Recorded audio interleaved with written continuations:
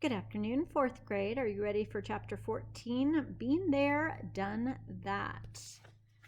I'm not sure what this means, but I think we're trying to get to the top of Jack's beanstalk. So let's see. The balcony doors burst open and Queen Red Riding Hood emerged from the castle. She was dressed in her best gown and was covered in her best jewelry. Red always dressed to impress when speaking to her people. Fellow Hoodians, Red said with raised arms, thank you for joining us today. She glanced down at her observers and was disappointed by the lack of attendees. Although the entire kingdom had been invited to hear a message from the queen, only a crowd of roughly 24 had gathered outside, including 2 sheep and a goat. Red swallowed her pride, though, and went on with her announcement. I'm assuming many people are just too frightened to leave their homes, especially after the disappearance of our beloved wall. So please, pass this message along, Red said. However challenging the current times may be, I have called you all here to encourage your strength and your bravery. We have faced great threats in the past and have always overcome them together as a kingdom. And as I look around at all of your faces, I can see that courage, it is in your eyes. The enchantress may have taken our wall, but she will never take our spirits. Pretty inspiring speech so far.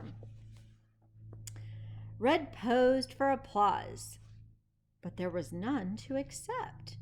What? Furthermore, she continued, if there is one thing the people of the Red Riding Hood Kingdom know how to do, with the exception of the boy who cried wolf, it is survive. Red caught her breath. She had forgotten the rest of her speech. Oh no, what was the other part I was going to make, darling? The young queen spoke out of the side of her mouth. Luckily for Red, Froggy was standing inside the castle just on the other side of the balcony doors. We're going to rebuild the wall, Froggy whispered to her. Oh, yes, that's right. Thank you, Red said, and then she refaced her people. Yes, we are going to rebuild our wall. Red struck another pose for applause. This time she didn't continue until she heard some clapping from below. But before we do that, I would like to invite all the carpenters in the kingdom to my castle this afternoon. We are going to work on something else. I know it is short notice, but it would mean so much to me, she said. Thank you very much for joining me today, Hoodians. I wish you all peace and poverty. That doesn't sound quite right. Prosperity, my dear, prosperity, Froggy corrected her. Oh, yes, I do mean peace and prosperity, Red declared, and then she quickly went back inside the castle. As soon as the door shut behind her, Red began taking off her jewelry and passing it to her handmaiden. Tough crowd, Red said with a sigh. At least I got all the queen's words in there. The twins had been listening to Red's speech with Froggy. Queen's words? Alex questioned. Yes, you know, strength, bravery, courage, spirit. The 4 words essential to making any kind of a good queen's speech, Red said, and then she quickly changed the subject. Now, have all the baskets and dresses been taken down to the courtyard yet? Yes, your majesty, the handmaiden said. The twins had awoken that morning excited to see that the castle's courtyard had been transformed into a workstation. Red's servants had piled thousands and thousands of baskets there for collection in one corner on the courtyard and hundreds of summer dresses in the other. Jack had spent the entire night drawing up the detailed plans for their flying ship. The blueprints were posted on an enormous board in the center of the courtyard for all to see. Well, that should just about do it, Jack said with a very large yawn. How soon can we expect the builders to arrive? Oh, a few have already arrived, but the rest should be here soon, Froggy said. Goldilocks scanned the courtyard. I think we have a problem. What could possibly be wrong? Who is supposed to be making the ship's balloons and sails? She questioned. Alex and Connor looked at each other, each hoping the other would have some sort of an answer. Don't look at me, Connor said. I barely passed home economics. I almost set the school on fire pouring cereal. Remember? Oh dear. I'm not very good with a needle either, Alex said. Do you know of any good seamstresses in the kingdom? Can you think of any fairy tales that had a seamstress? Well, I've already asked Granny, Red said, happily changing into the courtyard. Now, no one said a word at first, but they were all thinking the same thing. Are you sure your grandmother is capable of stitching together a balloon and sails for a flying ship? Of course she is, Red said, without even a sliver of doubt. She and the little old woman who managed the shoe-in will be here later to work on it. They were delighted by the request. Granny's been making my clothes since I was a toddler. Trust me, if there's anyone that can handle it, it's her. Okay. So within the hour, Red's granny and the little old woman arrived at the castle with their needles and thread, all ready to begin. Had they always, unlike Mother Goose, these ladies were exactly how the twins had always pictured them. They both had gray hair wrapped into tight buns on the top of their heads and reading glasses placed on the tips of their noses. The little old woman walked with a cane, and Granny carried a large purse full of yarn and thread. Is that how you pictured them?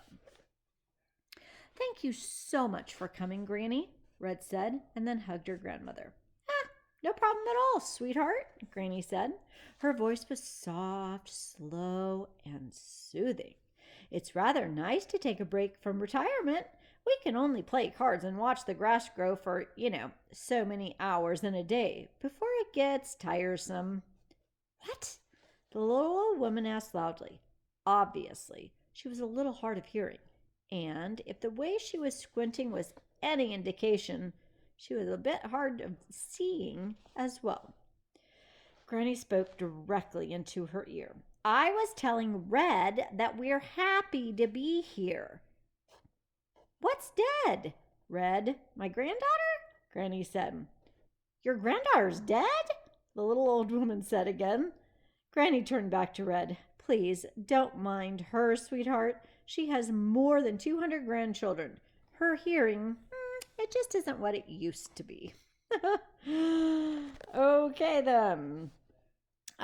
Froggy, Goldilocks, Jack, and the twins were growing more pessimistic by the second. Could these elderly hands be given such a daunting task as making the balloon and the sails? This is what we're trying to build, Red said, and showed the old woman the blueprints on the board. Do you think you'll be able to make this? Well, let's see, Granny said, and she pushed up her glasses for a better look. Looks like you got a balloon.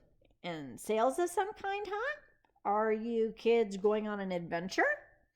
It just so happens we are, Red said, with her head raised high. We're going to save the world. Oh, perfect. That's very nice, sweetheart, Granny said, and then patted her on the back. She didn't seem too invested in what Red had to say, as if a little girl had told her she was going to the moon. Do you have fabric, or should I run to the shop? We should have everything we need here, Red said, and gestured to the mountain of dresses piled in the corner. Well, look at you being thrifty, Granny said. She took one last glance at the board and at the pile of dresses and nodded. Yes, I think we'll manage just fine. Red jumped and clapped. The others looked more skeptical than ever. Are you positive you can manage this? Jack asked. Before he could get an answer, though, the old women had sat themselves on stools near the pile of dresses and began ripping the seams apart. Oh, this is nothing, Granny said. Remember the summer you ballooned, Red? Oh, poor dear, you gained so much weight I had to make you new clothes every single week. The twins had to bite their fists just to keep from laughing. Goldilocks didn't even try to shield her chuckles. "You don't say," Goldilocks said with a sly smile. Red blushed a very deep shade of her name. "Granny, I don't think this is an appropriate time to—" "Yes, that's why I made her the red cloak. She's so famous for now," Granny said, oblivious to her granddaughter's embarrassment. "It was the only thing that fit her longer than a week. She used to show up my house with empty baskets every time I fell ill. I never understood why her mother was sending them to me. And then I figured out Red was eating all the basket goods inside them on her way to the house." No one in the courtyard could hide their laughter after hearing this. Even Froggy let out a little bit of a snicker. "I was an emotional eater," Red declared in her own defense. "I had a lot of things on my mind at the time." She unintentionally glanced towards Jack. "Thankfully, like all my clothes, I grew out of that phase." "Yes, sweetheart," Granny said. "We are all so thankful for that, except for the fabric sore." Granny and the little old woman both zipped impressively long seams at the same time. The sound made Red cringe even more. Although it had been her idea, Red couldn't bear to watch her dresses being torn apart or to stick around for her granny to share any more embarrassing memories. "If you all will please excuse me," Red said. She headed out of the courtyard. "I think I'm going to lie down for a moment. My life has suddenly become a shaky, fruity play." Word must have spread through the kingdom because by noon the courtyard was filled with dozens of builders and carpenters alike, eager to help the young queen. The third little pig was the last to arrive, pulling a toolbox half the size behind him. "I huffed and I puffed and I dragged this all the way from home," he told the others. "Serves me right for being in the red with Queen's red." Jack stood on one of the large baskets to address the room. "Ta-da! Now welcome, and thank you all so much for coming. I'm afraid the task is large and our time is short, so forgive me for speaking hastily, but the Queen has put together a very small mission in hopes of salvaging what's left after the Enchantress's return. The mission involves a very special ship designed to sail across the clouds rather than the sea, and it must be built in record time." Jack walked across the room to the blueprints. "Now, if you could all just gather around and take a look," Jack instructed. "Our supplies are scarce, but I believe if we follow these plans precisely, we could build this in a matter of days. I won't lecture you with the reasons this project must remain an absolute secret. I'll only repeat that your involvement may finally free the whole world from the Enchantress's grip. So if you all could be so kind as to lend us your labor, your strength, your devotion, we can get started immediately and then put a stop to this madness once and for all."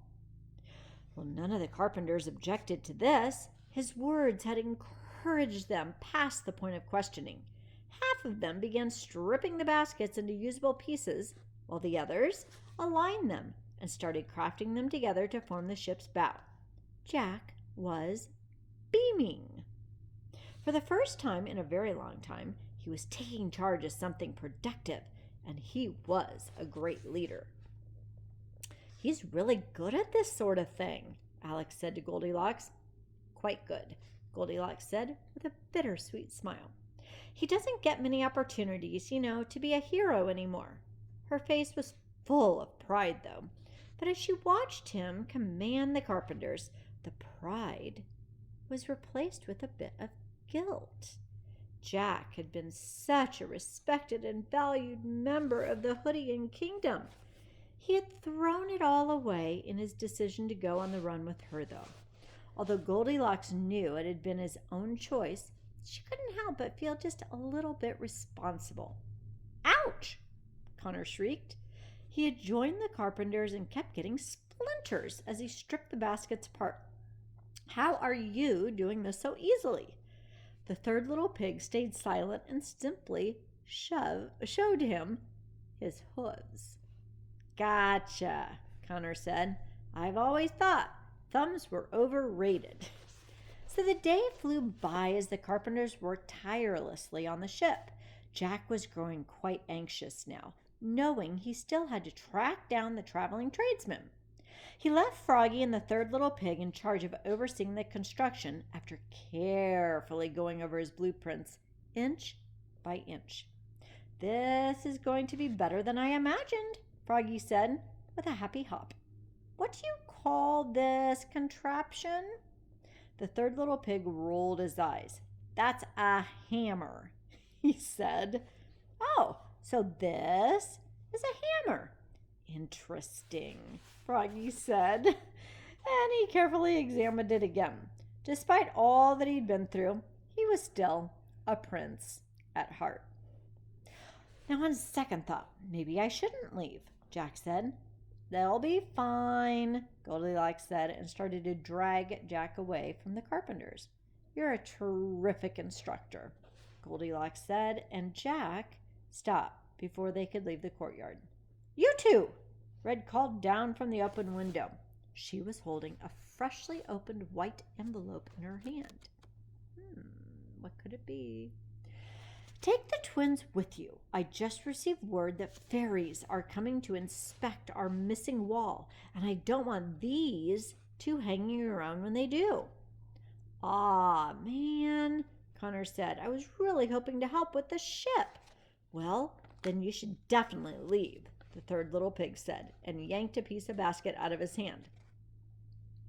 "Very well," Goldilocks said. "They can help us track down the traveling tradesmen." Alex and Connor had to admit they were a bit excited to go on that hunt. "What am I supposed to tell the fairies when they see all of the construction going on?" Red asked.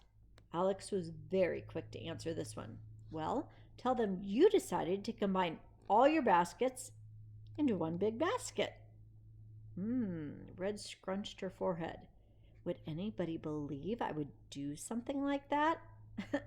"Yes," the entire courtyard answered in unison. Even the carpenters and the old women were in agreement. "Well," Red grunted. "Fine," she said, and then promptly shut the window behind her. "We're going to need another horse if the twins are traveling with us," Goldilocks said. "Oh, not to worry," Froggy answered. "We have plenty of horses in the stables. You can have your pick of the lot." So the twins eagerly ran up to the rooms and collected the things that they thought they would need while searching for the traveling tradesmen. They met Jack and Goldilocks in the castle stables, where they were busy packing supplies into Goldilocks' infamous cream-colored horse Porridge. Porridge glanced uneasily at all the other horses. Goldilocks hadn't been exaggerating. Her horse really didn't care for any of the other horses. And as the twins also glanced around at the perfectly groomed ponies, it wasn't hard to understand why. While Porridge had been out in the world running from the law with her mistress, all the other horses had spent their days in the comfortable stalls. No wonder they all didn't get along. "So, which horse should we take?" Alex asked. That one," Connor said, as he pointed to a large brown stallion in the way back of the stables. "Why that one?" Alex asked. "Because he's the only one that doesn't have bows in his mane," Connor said. "Ha! That's Buckle," a stable hand told the twins. "Are you sure you want that one? He can be a tad aggressive." Connor did a lap around the stable just to make sure. "Positive.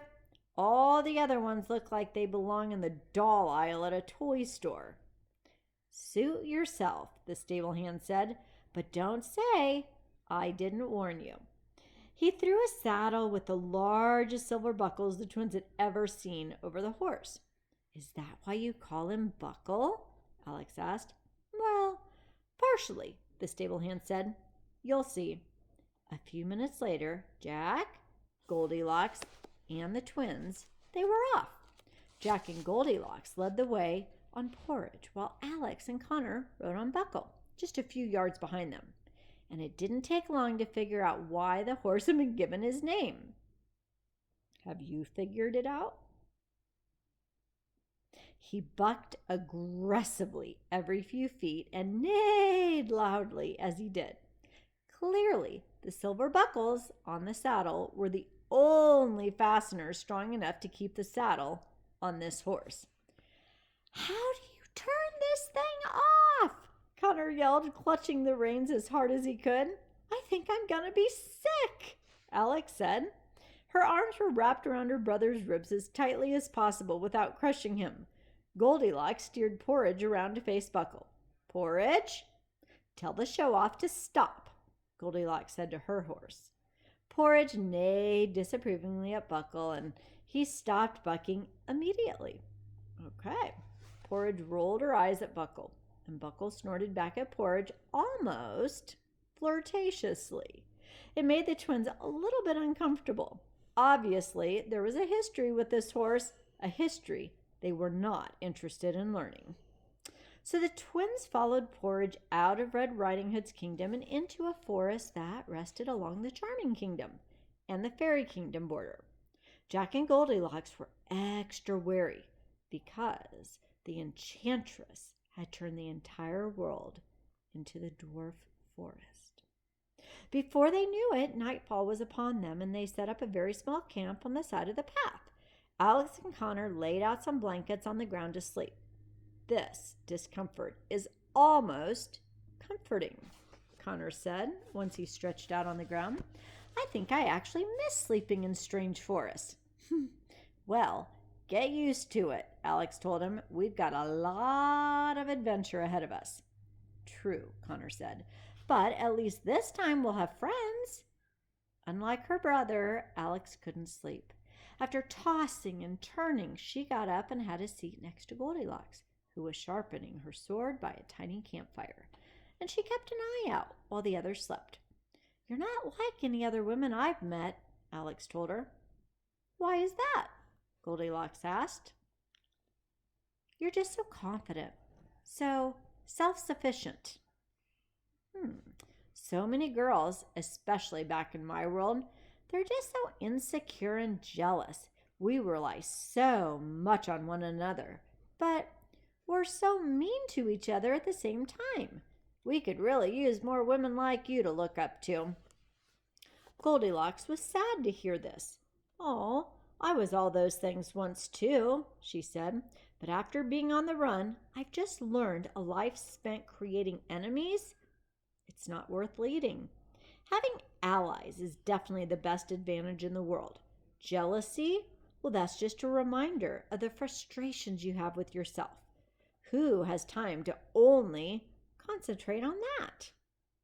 Alex smiled. "That's powerful," she said. "I wish the girls at school could hear that. Now, bring a sword to school. Trust me, those girls will they will leave you alone." Goldilocks said. "I don't think we should follow that rule." And Alex also confirmed this. "Oh, I couldn't do that. Violence is really frowned upon in my world. It's not like it is here. It's not needed."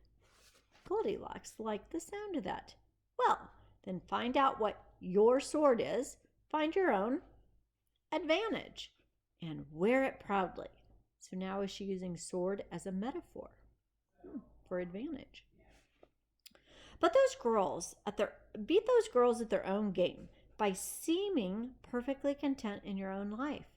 Then again, I am a wanted fugitive. I may not be the best person to be giving you advice here.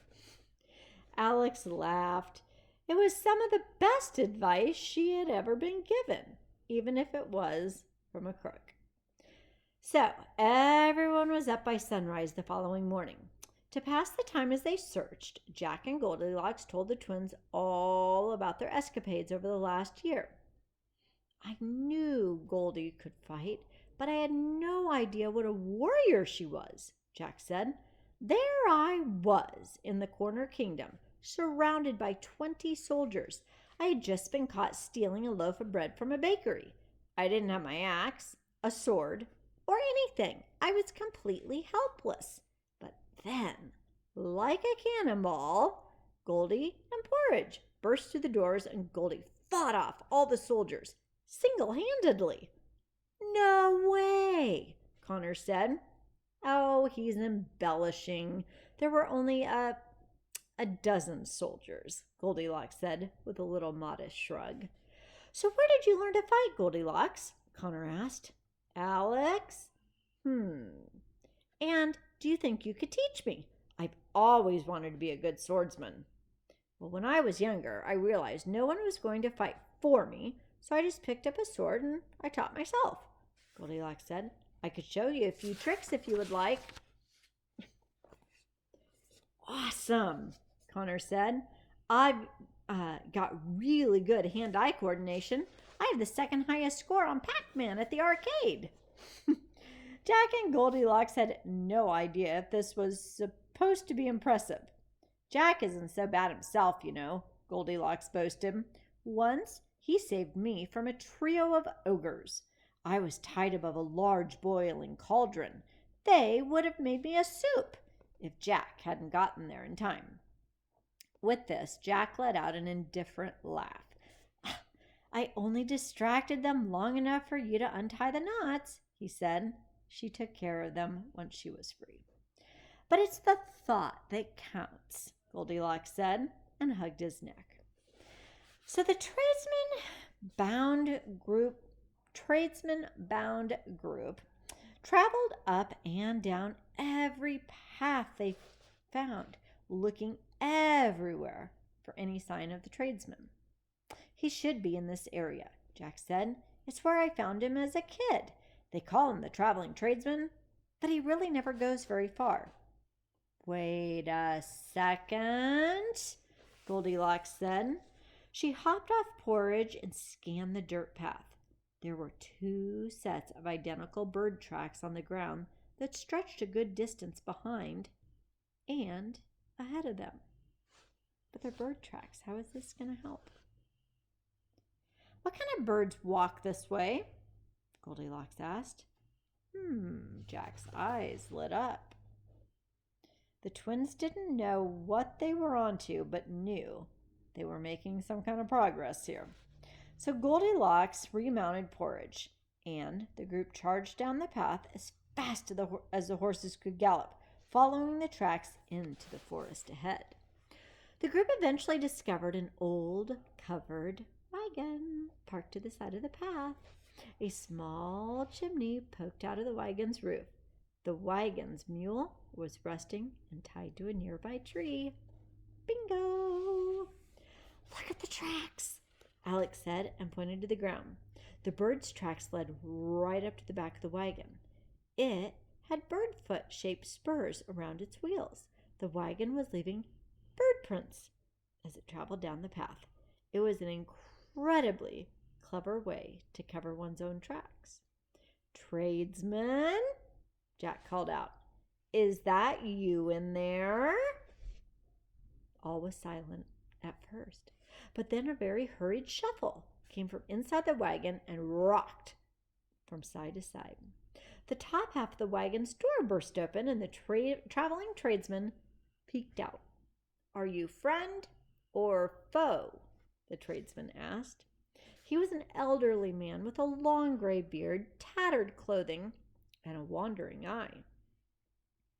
He had aged a bit since the last time the twins saw him, but he was just as kooky as ever. Friends, Connor happily exclaimed. Old friends. Actually, don't you remember us? The tradesmen studied their faces. My boy, I remember every trade I have ever made. But my mind has grown weary in my old age, and the faces attached have been lost in my memories.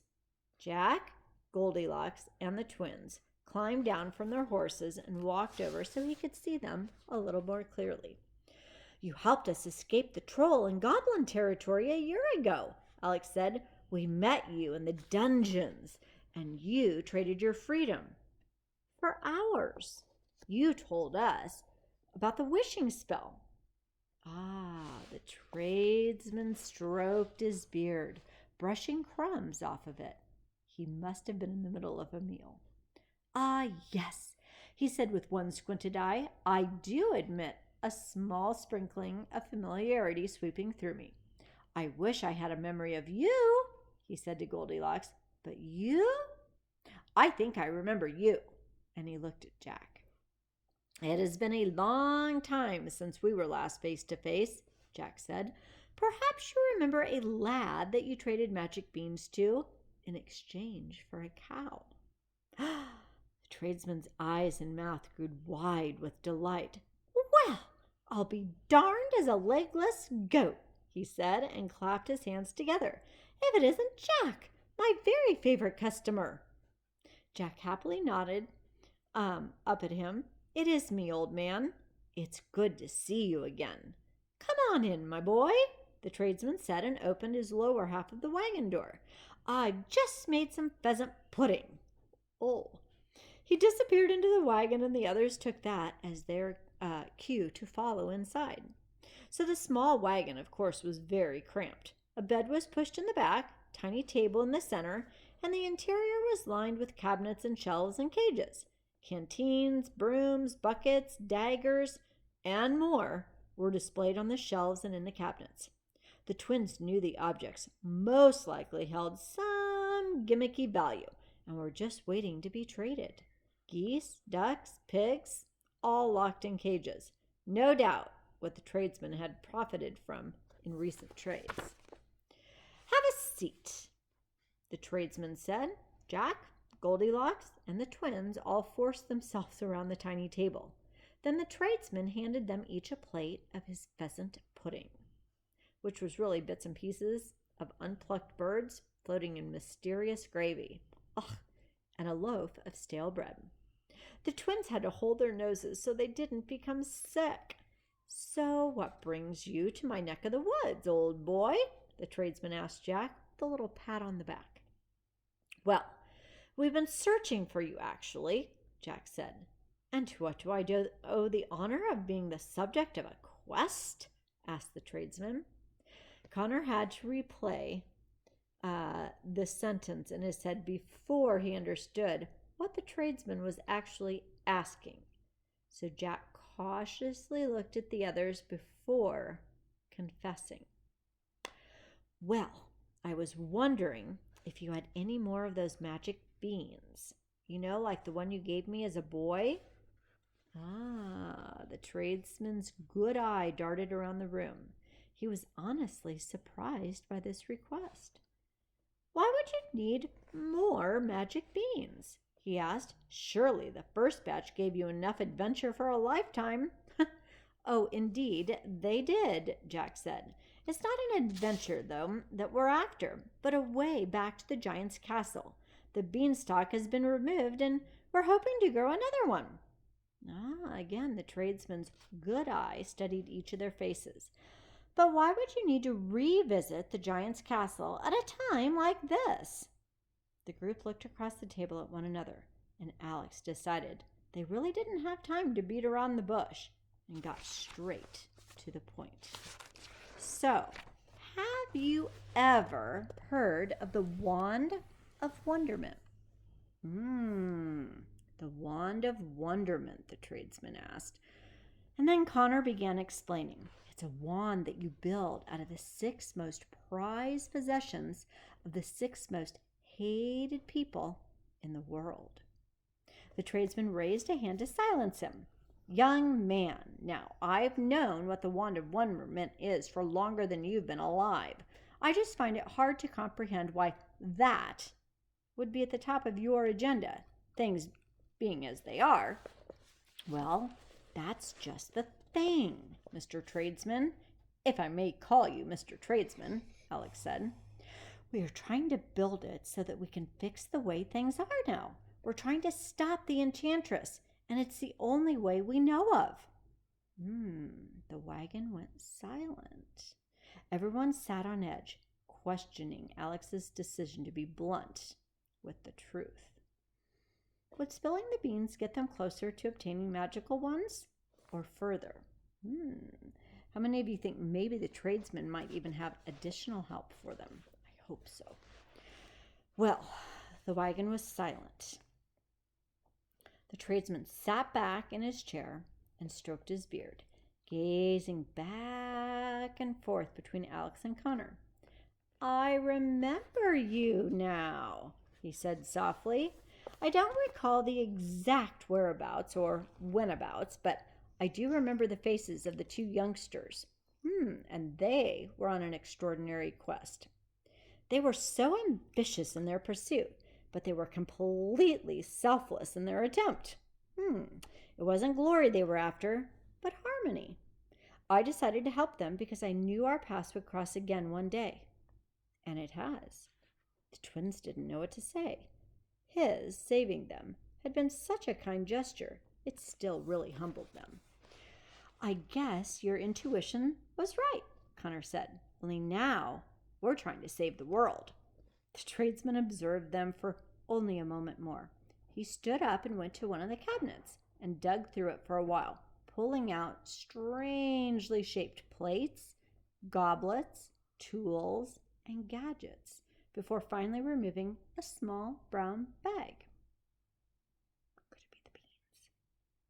The tradesman poured the contents of the little bag onto the table, and the twins found themselves staring down at 1, 2, 3 beans.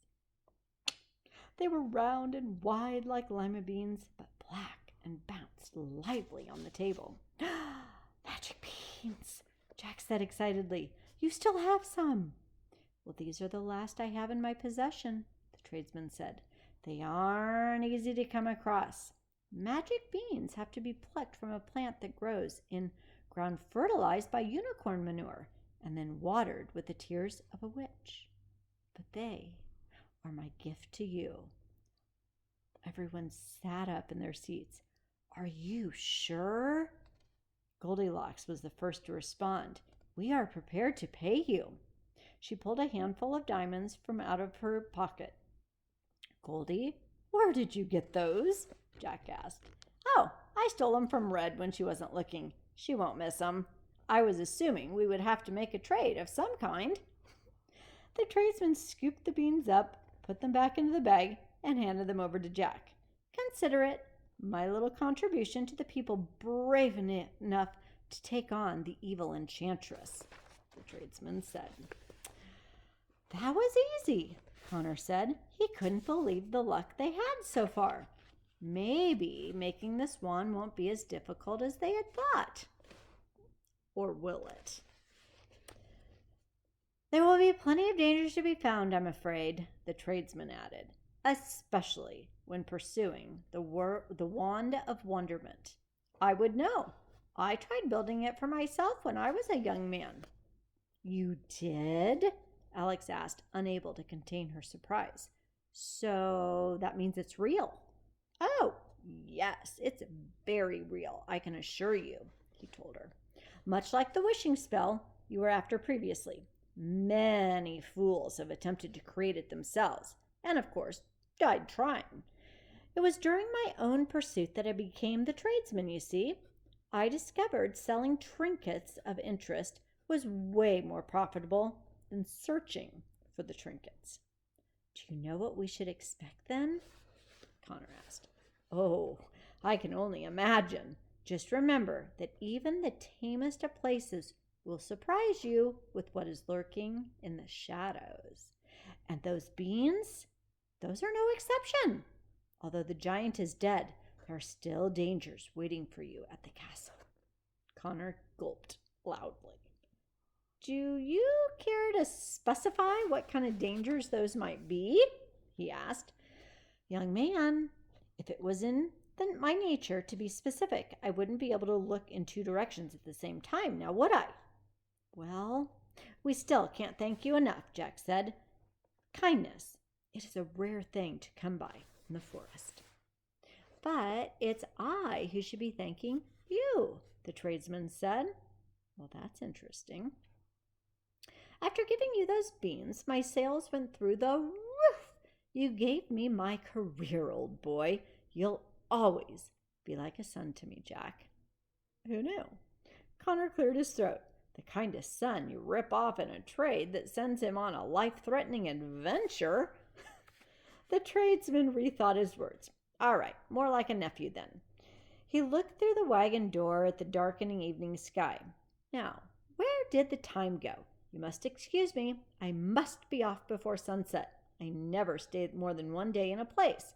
You know, sake of the trail, sake of the name. He winked with a good eye, although no one could figure out what it was meant for. But Goldilocks, my friends, good luck. Jack, Goldilocks, and the twins left the wagon and found their horses. The tradesman hitched up his mule and rode off into the forest just as the sun began to set. The twins wondered what very special circumstance would be required for them to cross paths with the tradesman again. What do you think he meant when he said there are other dangers awaiting us at the giant's castle? The giant didn't leave behind a crazy widow or anything, did he? Well, it's been a long time since I was there, Jack said, climbing astride Porridge. The giant was the only terrifying thing I can remember in the castle. That, of course, and the golden harp singing. The twins and Goldilocks remounted the horses and rode off in the opposite direction of the tradesman, heading back to the Red Riding Hood kingdom. They rode the entire night and arrived the next afternoon to find amazing progress had been done on their flying ship. Red, Froggy, and the third little pig were all huddled around the blueprints. Did you find the tradesman? Froggy asked as soon as they arrived. Connor held up the small bag of magic beans. Our first of hopefully many victories, he said. By the way, Froggy, after seeing what that guy ate, I'm never going to pick on you about lily pad tea again. This looks incredible, Alex said. More than half the ship was already ready. It should be completed day after tomorrow, the third little pig said. Jack was a little hesitant to give his own praise. It looked so much bigger than what the plans proposed. Oh, yes, about that, Froggy said with a bit of an apologetic laugh. Queen Red just made a few revisions to the plans, the third pig said. Revisions? Jack said, then looked over at Red. Well, I figured since I was going to be traveling with you, I would kind of need my own chambers, Red said very matter-of-factly. So I added a lower deck for, me and my things. But don't worry, there's plenty of room for the rest of you on the upper deck. Jack sighed and rubbed his eyes. Goldilocks looked like she was going to strangle someone. So the twins decided to excuse themselves before she did. They could hear Goldilocks and Red arguing as they climbed the stairs to their own bedroom. The sun was now about to set on another day, and the twins fell asleep the instant they made contact with their beds. They knew the days ahead would be difficult, but the Wand of Wonderment had finally been confirmed as a very real tool for overthrowing the enchantress.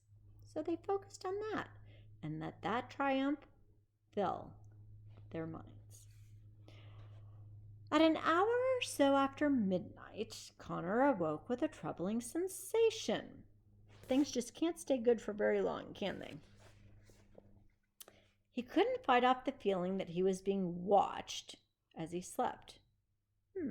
His eyes fluttered open, and as they slowly focused, his heart dropped. Standing at the foot of his bed, intently staring at him, was a woman. She was beautiful, yet transparent. She had long, flowing hair, with a single rose behind her ear. She wore a very long nightgown under a robe that was tight at the waist. Although Connor was certain he'd never seen her before, she still looked oddly familiar. Any ideas? Who are you? Connor stuttered. The woman didn't respond. She glided over to the window and pointed off to the land in the distance. Then she looked back at him with a grave expression. "Oh, what do you want?" Connor muttered. And again the woman said nothing. She held her somber stare and slowly disappeared. Connor's jaw fell open. There was no denying it. He just saw a ghost. But whose ghost? That's the end of the chapter. I thought for sure that was going to be the enchantress. The woman. Who was she? I don't know. Well, the next chapter is Flight of the Granny. So I don't know if we're going to find out who that was or not. Stay tuned.